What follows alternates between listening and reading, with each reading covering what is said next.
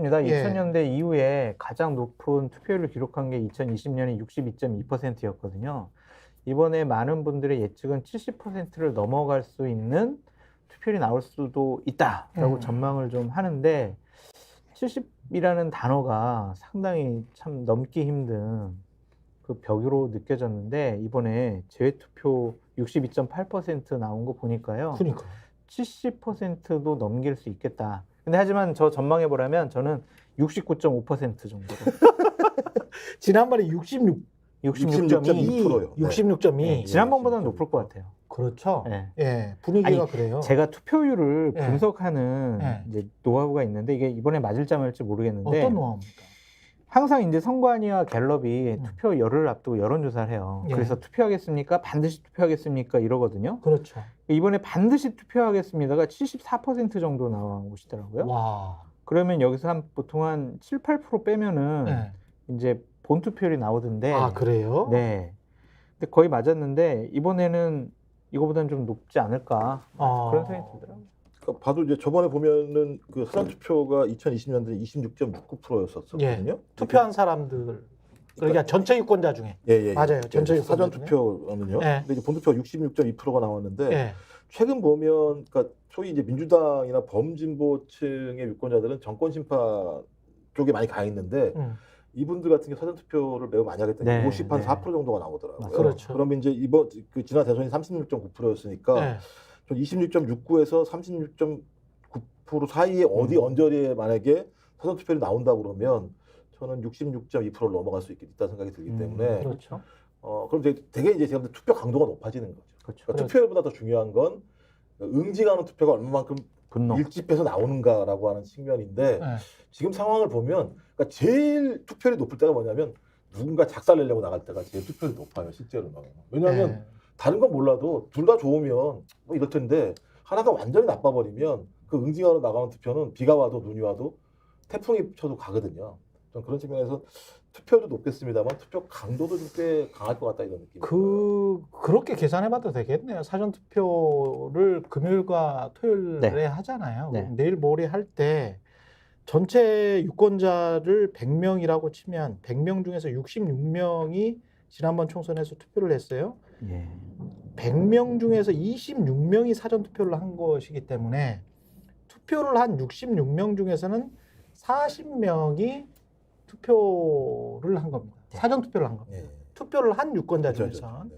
전체 유권자 중에서는 26명이지만 투표를 한 유권자 중에서는 40명이 투표를 한 것이기 때문에 그게 그걸로 이제 가늠을 좀 해볼 수 있을 것 같아요. 이 전체 유권자의 퍼센티지보다도 이걸로 좀 가늠을 해볼 수 있지 않을까. 사전 투표도 좀 높아질 것 같습니다. 예. 왜냐하면 한동훈 비대위원장도 오늘 어떤 메시지를 냈냐면 그냥 우리 전국에 계신 후보자들, 지지자분들 사전 투표 많이 해주세요라고 캠페인을 오늘 얘기를 했거든요. 예. 사전 투표가 보수층에서는 잘 안 나갔어요. 음. 부정선거, 사전 투표 부정선거 이래가지고 그런 이야기 아직도 하시던 무슨 있어요. 자유 무슨 당 있죠? 통일당. 자유통일당 아직도 하시죠 그분들은. 그 일부 예. 유튜버에서도 그런 얘기를 많이 하시는데, 예. 근데 이번에는 좀 그래서는 안 된다. 왜냐면 우리가 본투표에서 이겨가지고 투표함을 개함하다 보면 이기는 것 같은데 사전 투표함이 공개되면은 뒤집히는 경우가 많아가지고 이번에 사전 투표 캠페인을 좀 세게 할 것 같습니다. 근데 그 혹시 저 대통령이 이런 이쪽 계열의 유튜브는 많이 안 보시겠죠? 스픽스요? 아니 저 이런 자유통일당이랄지 그런 모르겠습니다. 그런 서정욱 변호사를 한번 불러가지고 예. 여러 가지 얘기를 한번 들어보시면은 정확하게 예. 상황을 파악하실 수 있습니다. 한번 나오라고 하세요. 아니 저는 요즘 어떤 생각이 드냐면 차라리 조선이나 동아일보라도 꼼꼼하게 보시는 게 전국 파악하는데 훨씬 더 쉽지 않을까. 못 볼 것 같은데요. 화가 나서. 그런 생각이 좀 들기는 해요. 예. 그리고 이쪽은 거의 지금 사실은 지상파 언론에서도 거의 다루지를 않는 어떤 주장들이 많이 나오는 구구 유튜버들이 있기 때문에 맞아요. 그런 큰일 생각을 났어요. 갖고 계시면 안 되는데. 제가 놀란 게 이제 조선일보 김창균 칼럼 나와가지고 예. 하는 얘기가 국어라고 있잖아요. 샤이보수 나와주십시오. 예. 야, 이 선거 집니다. 예. 우리 지니까 샤이보수가 뭉치는 길밖에 없습니다.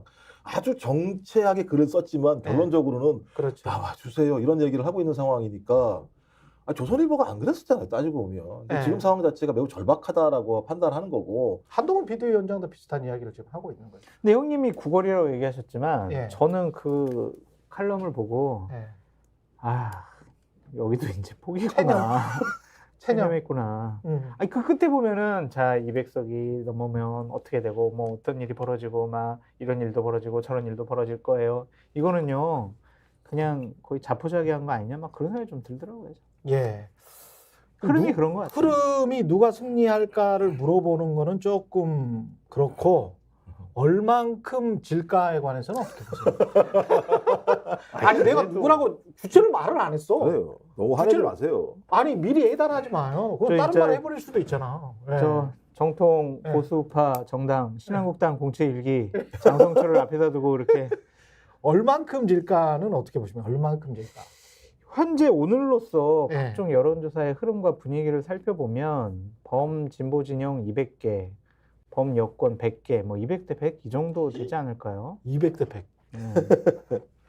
아 이렇게 나오고 있습니다. 국민 여러분, 저 이렇게 한쪽 정당이 200의석을 갖는 것은 나라가 좀 여러 가지로 혼란스럽고 어려워질 수도 있습니다.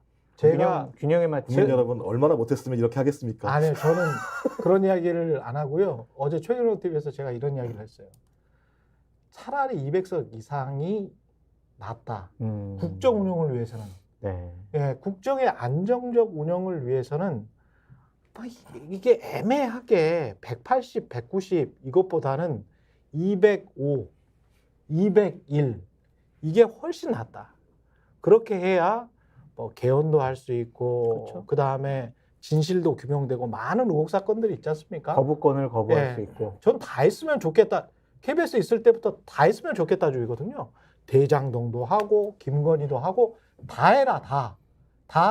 단 제발 지금 현재 검찰이 하는 이 못된 버릇들이 있기 때문에 다 공정하게 수사해서 국민들이 알 권리를 찾자. 그리고 진실을 좀 밝혀내보자. 진실을 밝혀내면 거기에 따라서 좀 판단을 했으면 좋겠다. 다음 무슨 대선에 말이에요? 맞아요. 무엇이든 간에 최수근 상등 사건 같은 경우는 모르신 그런 말씀. 것이고 모르신 말. 그게 국민의 권리 아닙니까? 주권자의 권리죠. 그러니까 말씀하신 것처럼 예. 윤석열 대통령이 얘기한 게 대통령이 겁도 없이 이렇게 얘기했었잖아요. 예. 근데 지금 상황을 보게 되면 제가 봐도 대통령이 겁이 없다는 느낌이 드는 상황인 거죠. 이 정도 예. 상황이 나오면 한 번 정도는 고개를 숙이고 국민에게 사과를 하거나 아니면 국민이 의심하고 의혹을 갖고 있으면 풀어봐서 내가 얘기한 것이 사실이라는 걸 밝혀주지 않는 한 이건 역사에 예를 들면 숨겨진 진실이 될 수 있는 거잖아요. 근데 역사에 숨겨진 진실을 가지고 자기가 대통령의 직무를 수행하는 대한민국이 좋은 나라겠습니까? 당연히 밝혀야 되는 거죠. 그래서 이채양 명주 얘기 나오는 게 다 예를 들면 대통령과 관련된 문제점들이잖아요. 그거 밝힐 수 있는 유일한 길은 특별법을 제정하거나 특검을 할 수밖에 없는. 그렇죠. 그거 다 거부권을 행사하고 자기 부인이 명백을 받았는데도 불구하고 야 이게 몰카쇼라고 얘기하면서 수사도 하지 않고 있고 그다음에 자기 부인이기 때문에 특검 주가 조작 문제 같은 경우도 수사를 못하게 되는 상황이 벌어진다면 옳지 않은 것 같아요. 이건 제가 볼 때는 대한민국 아니고 민주공화국 아니죠. 누가 뭐라고 그렇죠. 얘기해도.